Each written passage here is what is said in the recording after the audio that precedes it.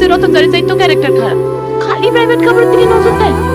লজ্জা বাদাস আর ফেলাবিতে ফেলাবি নতুন বেটার ঘরে। প্লিজ আপ, জানা জানা প্লিজ।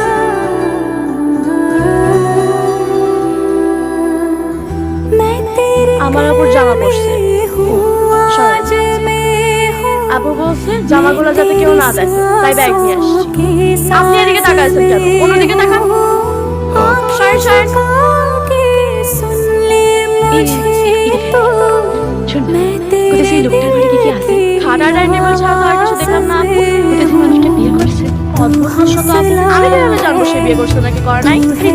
জিনিসপত্র দেখলেই তো বোঝা যায়। ম্যাগো কাপড়, সাজের জিনিস, এসব তো কিছু দেখলাম না আপু। আচ্ছা, তার মানে বিয়ে করবো।